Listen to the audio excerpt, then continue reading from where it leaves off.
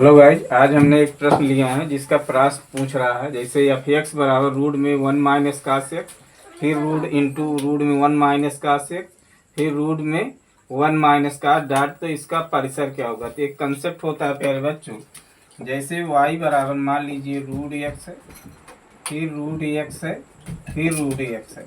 अब देखिए हर पद में प्यारे बच्चों क्या है, एक्स रूट एक्स जो है गुणा हो रहा है। तो इसको हम जब इस रूप में रहता है तो इसको हम मानते हैं, माना y बराबर रूट एक्स वाई। तो इसी प्रकार यहाँ मान लीजिए y बराबर 1 - cos x,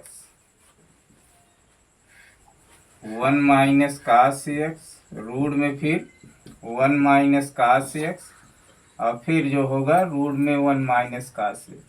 तो हर पद में 1 - cos इसको मानेंगे तो y बराबर रूट में 1 - cos x इंटू वाई। अब वर्ग कर दीजिए, तो वर्ग करने पर प्यारे बच्चों वाई स्क्वायर इधर वर्ग घट जाएगा, 1 - cos x इंटू वाई।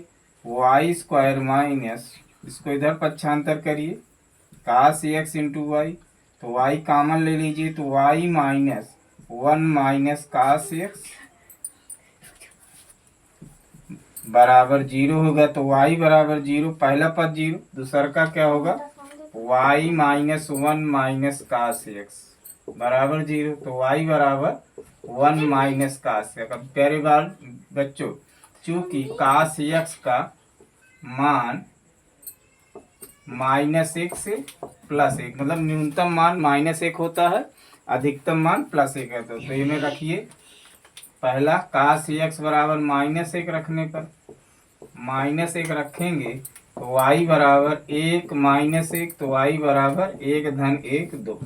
फिर cos x बराबर 1 रखिए, 1 रखेंगे तो क्या हो जाएगा 1 - 1, तो y बराबर 0 आ जाएगा।